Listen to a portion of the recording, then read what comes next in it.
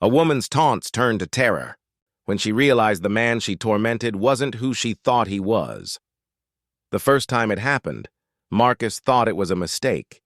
The sun was a warm, heavy blanket over his back patio as he watched the blue glow of his pool. The air smelled of chlorine and freshly cut grass, a perfect Saturday afternoon.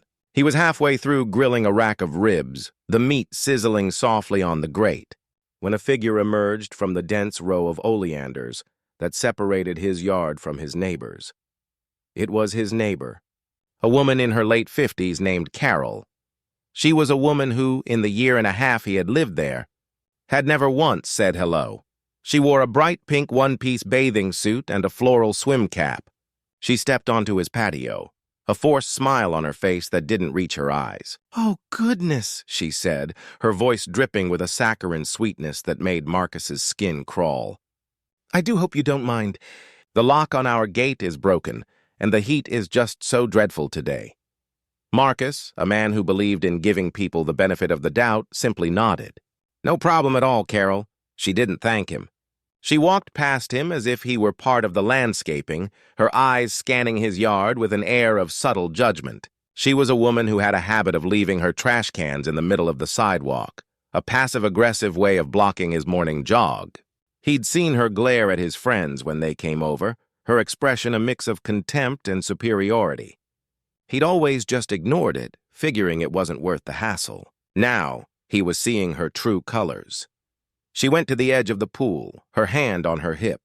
"You know," she said without turning around, "this pool is rather small, isn't it? My old house had a much bigger one, Olympic-sized practically." Marcus, holding the tongs, felt a flicker of annoyance. "It's a good size for me," he said, his voice flat. She scoffed. "Well, I suppose it's what you're used to." She then slipped into the water, a soft splash breaking the silence. She began swimming laps, her movements slow and deliberate, as if she were a queen surveying her kingdom. The act was so brazen, so completely without shame, that Marcus just stared. He didn't know what to do. His mother had taught him to be polite, to avoid confrontation, but this felt different. It felt like an invasion. The next day it happened again. This time, she didn't bother with the pretense of the broken gate lock. She just walked through the oleanders, her bathing suit a different color, her expression one of entitlement. She didn't say anything, just got into the pool and started swimming. Marcus, who was on a work call, muted his microphone and walked to the edge of the pool. "Carol," he said, his voice low, "you can't just come over and use my pool whenever you want." She stopped her stroke, treading water. Her eyes narrowed. "I'm sorry," she said, her voice dripping with mock sincerity. "Did you say something?" "I said you can't just use my pool," Marcus repeated, his frustration rising. "You need to ask," she laughed, a short, sharp sound. "Oh, please," she said. "It's just water." "Don't be so dramatic."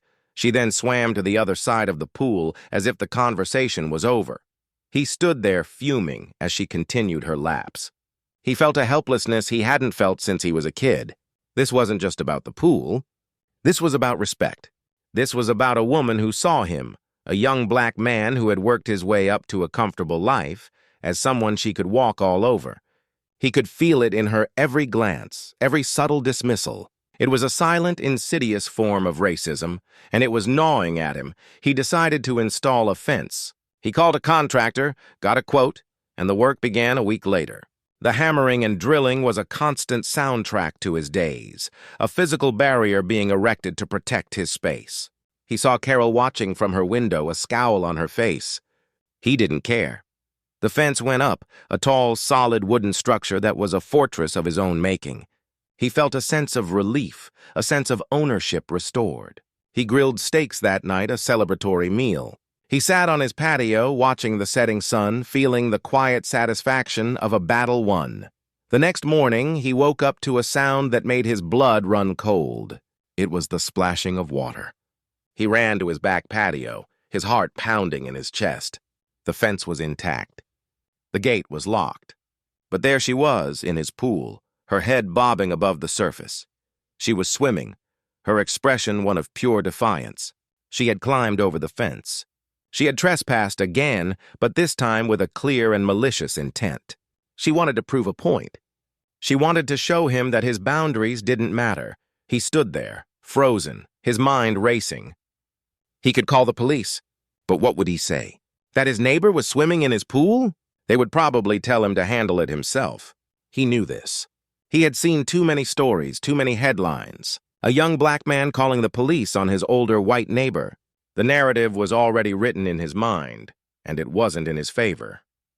He walked to the edge of the pool, his hands clenched into fists. "Carol," he said, his voice dangerously low. "Get out of my pool, now!" She stopped her stroke, her eyes meeting his. She smiled, a cold, empty expression. "Oh, look at you," she said, her voice a cruel sing-song. "Playing the big man in your little house. You know, my ex-husband told me to be careful moving here. Said the neighborhood was going downhill. I suppose he was right." The words hit him like a physical blow. The unspoken part of the sentence hung in the air, a vile, poisonous truth. Since you moved in, the racism was no longer silent. It was out in the open, an ugly, festering wound. He stood there, his mind reeling.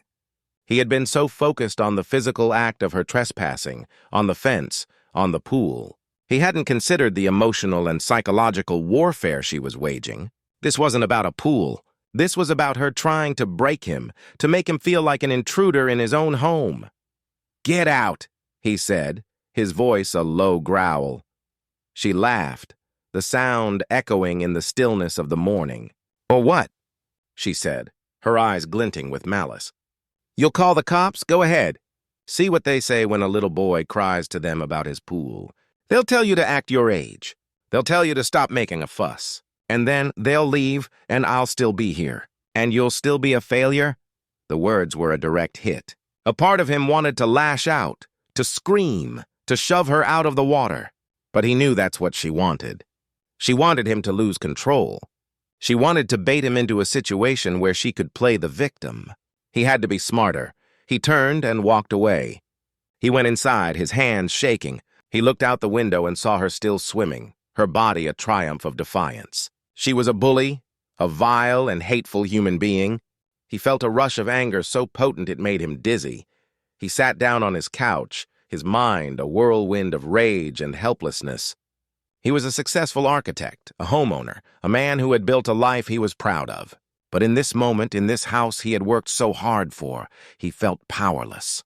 He felt like he was back in a time he thought he had escaped, a time where his skin color was the only thing that mattered.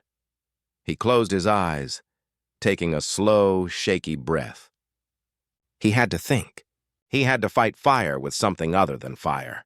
He had to find a way to turn the tables. He had to find a way to make her lose, to make her feel the same sense of helplessness she was trying to inflict on him.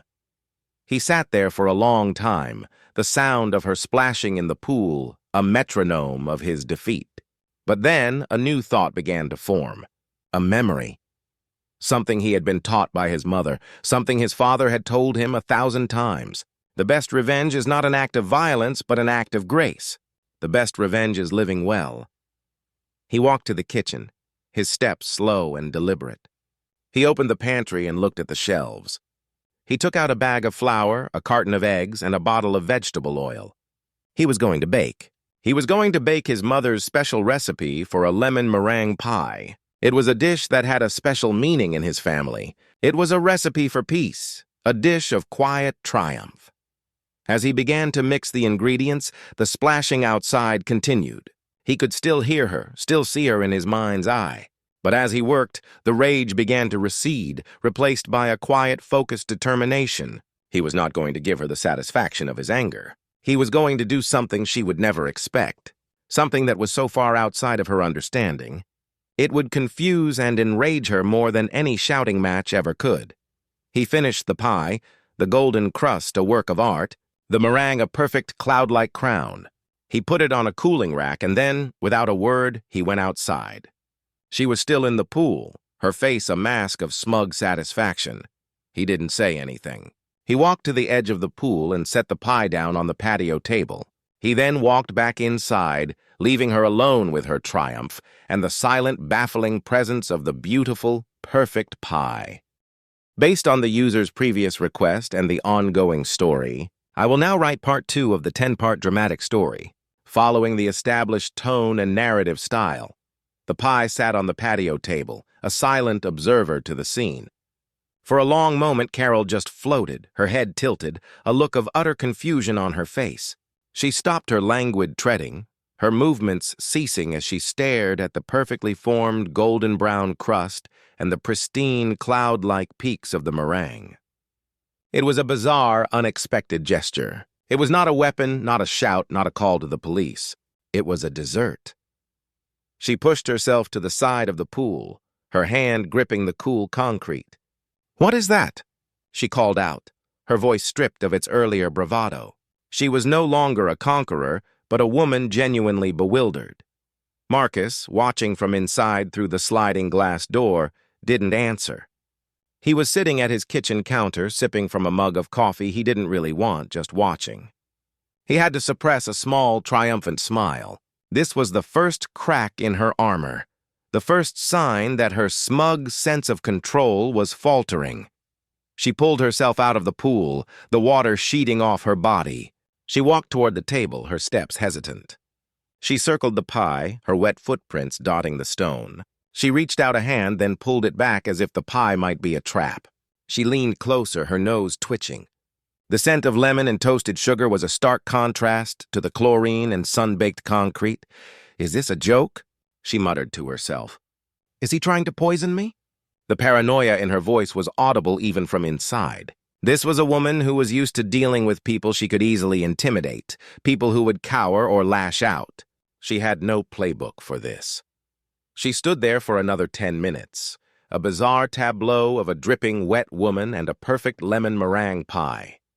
Finally, with a huff of frustration, she climbed back over the fence and disappeared into the oleanders. The pie remained. A sentinel. The next day she came back.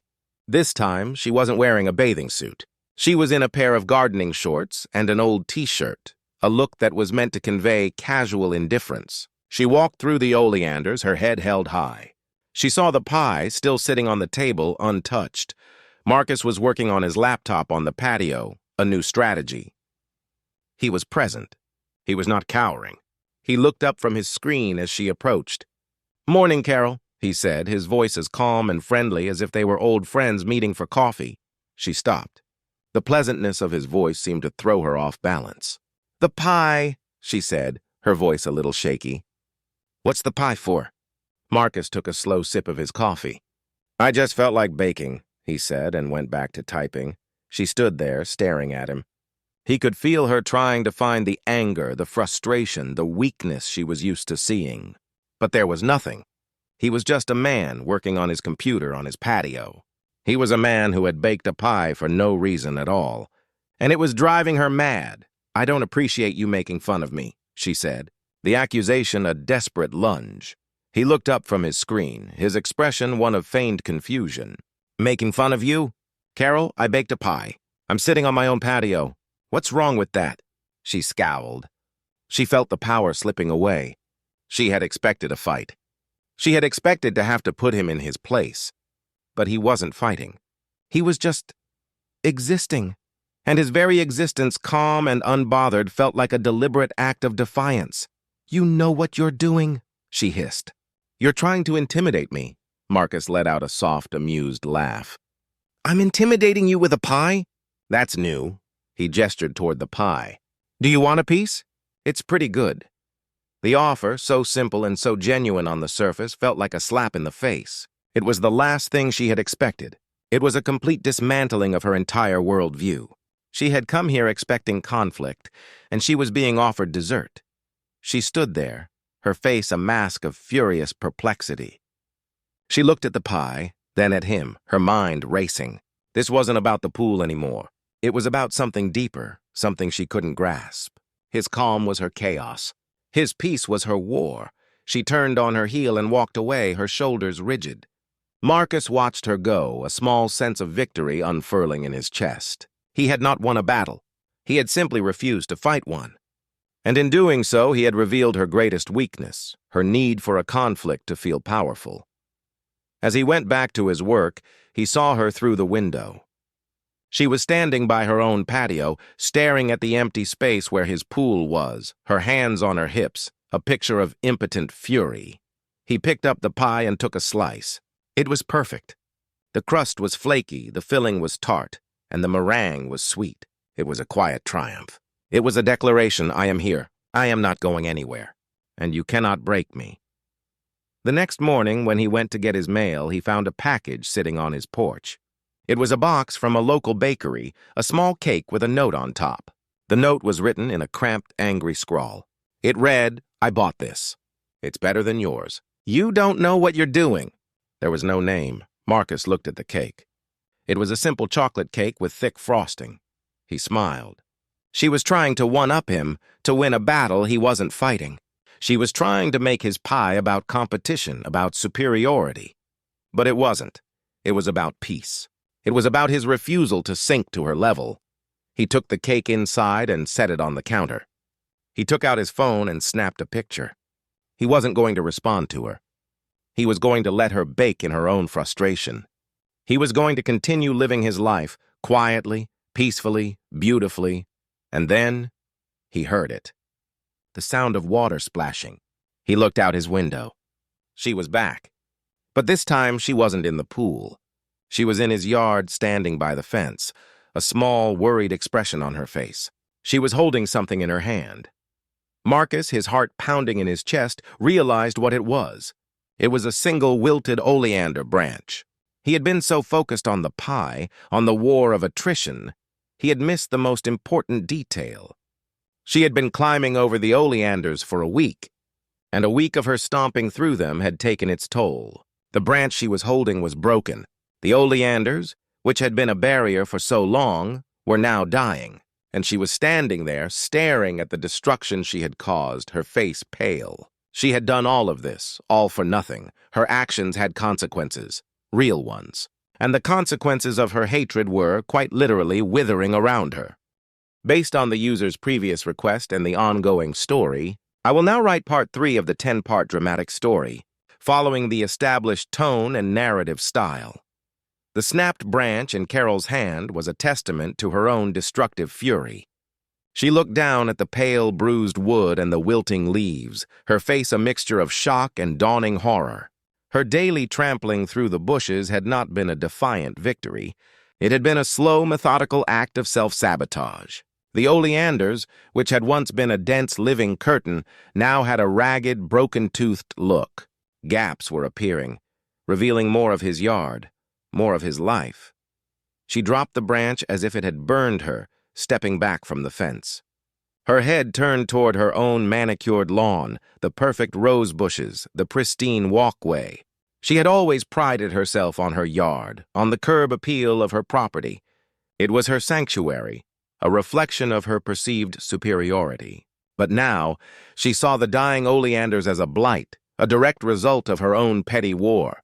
She had vandalized her own property in her quest to harm his. Marcus, watching from his window, saw it all.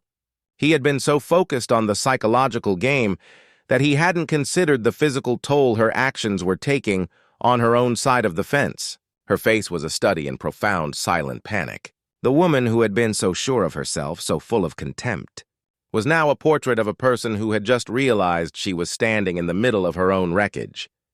He took a bite of the store-bought chocolate cake, a silent, ironic victory. She had tried to one-up him, to show her superiority with a purchased confection, but he had won simply by being present, by being calm, by refusing to engage in her brand of warfare. The splashing in his pool had stopped. The constant, aggressive noise that had become the soundtrack to his days was gone. In its place was a heavy silence, broken only by the chirping of birds and the distant hum of a lawnmower. The lack of sound was more powerful than any shouting match. It was a concession. He finished his coffee, set down the mug, and went outside. He walked to the oleanders, inspecting the damage. The bushes were indeed a mess. He ran his hand over a few of the broken stems, the sap sticky on his fingers. He could cut them back, let them regrow. But that felt like capitulation, like fixing her mess for her. He decided to leave them. Let the damage stand. Let it be a constant, visible reminder of her spite. Days passed, and she did not return. The silence was unnerving at first, a void where the conflict had been. He found himself almost missing the daily ritual of her invasion. It had been an unwelcome distraction, but a distraction nonetheless. Now, the quiet was a stark reminder of his new reality. He had been so consumed by her hate, that he had forgotten what his life was like before. He went to the pool one afternoon, intending to swim a few laps himself. As he walked toward the edge, he saw a note taped to the side of the ceramic tile. His heart quickened. He peeled it off, the paper crinkling in his hand. The note was written in the same angry scrawl as the one on the cake. "My landscaper saw the mess you made. He said they're ruined. You're a disgusting person." Marcus read the note twice. He felt a wave of cold fury rush over him. She hadn't accepted responsibility. She had, in fact, blamed him. He was no longer just the silent, stoic man on his patio. He was now the villain in her narrative, the one who had intentionally destroyed her beautiful, perfect bushes. The sheer audacity of her lie, the complete lack of self-awareness, was staggering. He crumpled the note in his hand. This wasn't just a woman with a bad temper. This was a person so lost in her own hatred that she couldn't even see the truth when it was right in front of her. She was a master of self-deception, of twisting reality to fit her own biases. That night, he found himself restless. He went to his study, to the large oak desk he had built himself. He pulled out a leather-bound journal, a habit he had started in college, a way to process his thoughts. He hadn't used it in months. He took a pen and began to write, his hand moving quickly over the page. He wrote about the silence, about the pie, about the broken bushes, about the note. He wrote about the feeling of being blamed for something he hadn't done, a feeling that was all too familiar. He wrote until his hand ached, until the story was laid bare on the page. When he was done, he sat back, the weight of the last few weeks finally lifting. He had not won a victory. He had simply survived an attack. He was still whole. His home was still his, and she was still alone, alone with her anger and her broken bushes. He closed the journal and put it away. As he walked toward the sliding glass door, he saw it, a small white object on his patio. He opened the door, his heart pounding, and walked outside. It was a single, perfect white rose. The thorns had been carefully trimmed off. It was a truce, an apology, a white flag. He looked toward the oleanders. The bushes were still ragged, the evidence of her destruction still clear. But at the base of the fence, where she had left the rose, he could see a small, green bud. New growth. The oleanders were not dead. They were just bruised. And in the quiet of the night, he knew with a sudden, absolute certainty that she was not just bruised. She was broken. The rose was not a sign of peace. It was a sign of her surrender. And in that moment, he realized that he had not won. She had simply lost. And her loss was a far more powerful and lasting defeat than any victory he could have ever imagined. Based on the user's previous request and the ongoing story, I will now write part 4 of the 10-part dramatic story, following the established tone and narrative style. The single white rose lay on the patio table, a stark contrast to the perfect pie and the angry note that had preceded it. Marcus stood over it, his mind racing. A truce? A surrender? The gesture felt hollow, a fragile peace treaty from a woman who had spent weeks waging war. The thorns were gone, but the intent felt sharp and deliberate. It wasn't an olive branch. It was a white flag waved from a position of tactical retreat, not genuine remorse. He looked at his phone, a new plan forming in his mind. He wasn't going to respond to the rose. He wasn't going to acknowledge her gesture. He was going to escalate, but not with anger. He was going to use her own language against her. He was going to use community. The next morning, he made a phone call. He called a local landscaping company, one that specialized in large, intricate projects. He didn't ask them to fix the oleanders. He asked them to design a new garden, a public-facing garden. For the next 2 days, trucks rumbled onto the street. Men in work vests and boots descended upon his front yard, a flurry of activity that drew the attention of the entire neighborhood. Marcus had ordered a massive overhaul. They tore out the old, tired grass and replaced it with a complex arrangement of native wildflowers, winding stone pathways, and a series of raised garden beds. The work was loud, messy, and undeniable, Carol watched from her window, a look of pure confusion on her face. She saw the new plants going in, the colorful assortment of lavender, echinacea, and coreopsis. She saw the men working with a precision that was both professional and unnerving. This wasn't a pie. This wasn't a fence. This was a statement. A public one. One afternoon, a little girl from a few houses down walked up to the edge of his property, her mother standing a few feet behind her. "Mommy, look!"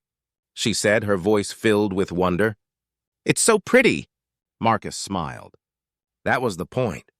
The garden was a declaration of presence, of beauty, of community. He was not a man to be hidden away behind fences. He was a man who wanted to be seen, who wanted to share the beauty he was creating. And the garden was a beautiful, living antithesis to her withered, broken oleanders. He saw Carol's curtain twitching in the window. She had tried to make his pool a private, secluded space, a place of personal conflict. He was now making his entire yard a public space, a beacon of shared beauty. He was taking their private war and broadcasting it to the entire neighborhood. And she hated it.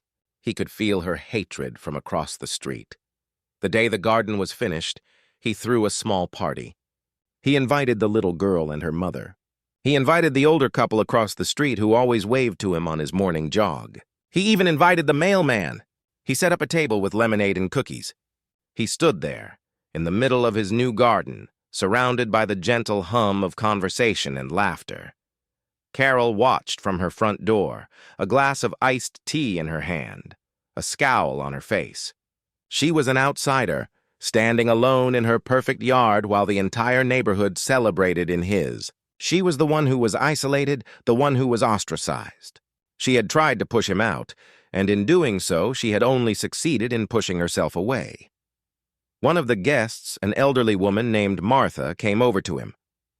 "Your garden is just lovely, dear," she said, her voice soft and kind. "A real breath of fresh air for the whole street." Marcus thanked her, a genuine smile on his face. He had won. Not a battle, but a campaign. He had not stooped to her level. He had risen above it, and in doing so he had exposed her for what she was. A bitter, lonely woman with nothing but her anger and her perfect, empty lawn. As the party wound down and the last of the guests said their goodbyes, Marcus went to the front of his new garden. He saw her still standing in her doorway, the glass of iced tea now empty in her hand. He didn't say anything. He just looked at his new garden, the flowers swaying gently in the breeze. He had created something beautiful. He had brought people together, and she had done nothing but tear things down. He walked to the edge of his property line and looked across the street. He could see her more clearly now. She was not just angry. She was defeated. The perfect white rose she had left for him now seemed like a pathetic, desperate attempt to regain control. She had offered a truce in a war she was losing, and he had simply refused to accept it. He had instead built a monument to his victory. As he was about to go back inside, he saw a car pull into her driveway. It was a sleek black sedan. A man stepped out, a tall, well-dressed man with a silver streak in his hair. He walked up to Carol, his expression one of calm authority. Carol's face, which had been a mask of anger and defeat, suddenly went pale. She began to speak, her hands moving frantically. The man listened, his expression unchanging. He then took something from his pocket. A key. He put it in her hand. Marcus, his heart pounding in his chest, realized what he was seeing. This wasn't a friend or a family member. This was a professional, a lawyer. He was a man who had come to deliver news. And by the look on Carol's face, it wasn't good. He had been so focused on her small-scale, petty hatred that he had failed to consider the larger forces at play. There was a story behind the woman in the pink bathing suit, and now that story was coming to his front door. Based on the user's previous request and the ongoing story, I will now write Part 5 of the 10-part dramatic story, following the established tone and narrative style. The well-dressed man in the black sedan was not a friend.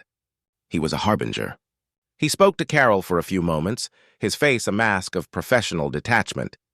Carol's frantic hand gestures became a plea. Her shoulders, so often rigid with defiance, slumped in defeat. The man handed her a small folder and a business card, then turned and walked back to his car. He didn't look at Marcus's new garden or at Marcus himself, who was standing on the other side of the street, frozen with a sudden, overwhelming curiosity. As the car pulled away, Carol stood alone in her driveway, clutching the folder to her chest as if it were a shield against an invisible blow.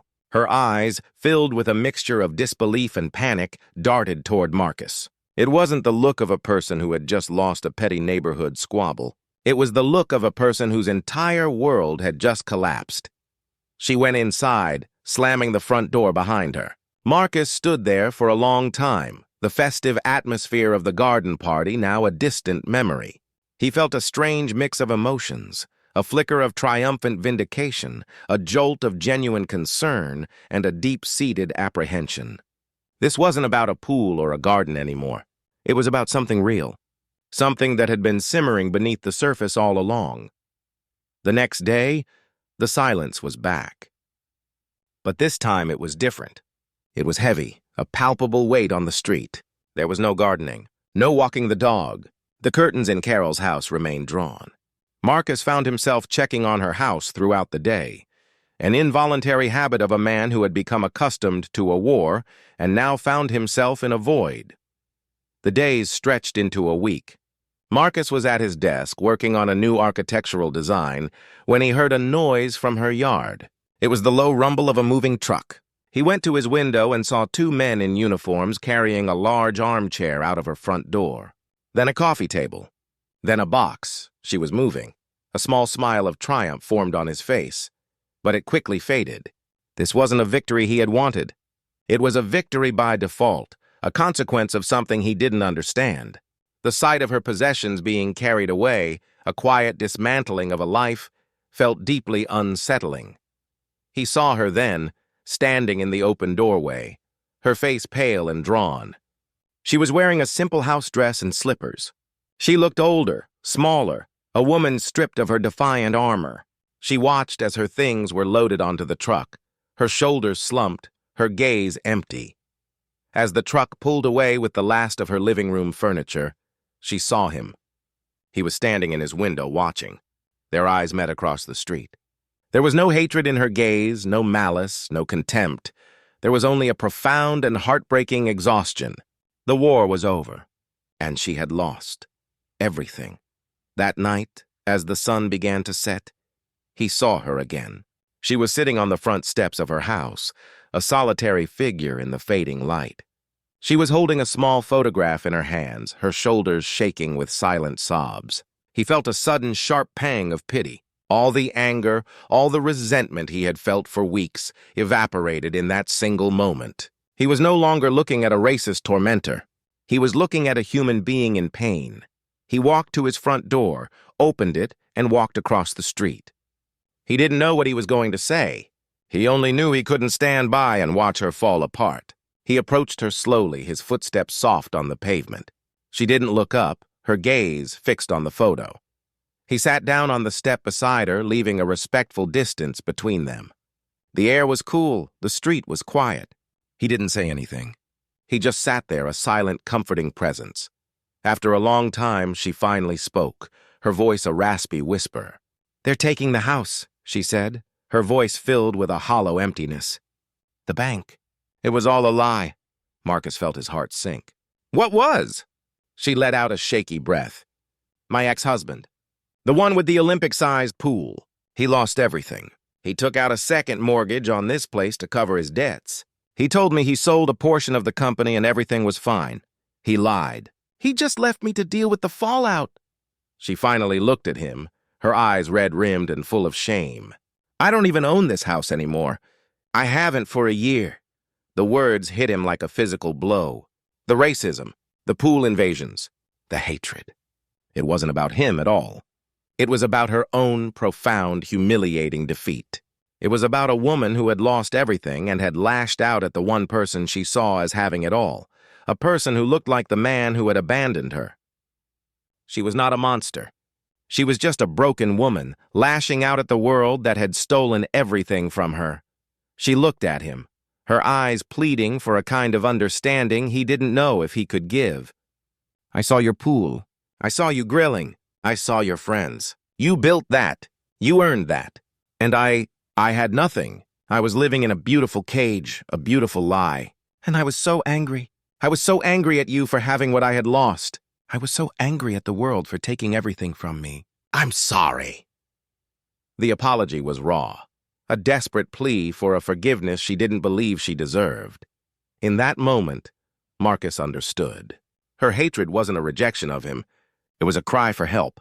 Her racism wasn't about his skin. It was about her pain. And her invasion of his pool wasn't an act of malice. It was a final, desperate attempt to reclaim something that had been stolen from her. The pool was not his. The pool was hers. She was not just invading his space. She was invading his life because she had lost her own. And in that moment, in the quiet of a fading day, he realized that he had not been a victim. He had just been a witness to a slow, heartbreaking unraveling. And the real twist was not in his victory, but in her pain. The real twist was not that she was a monster, but that she was just a woman, lost in her own personal hell.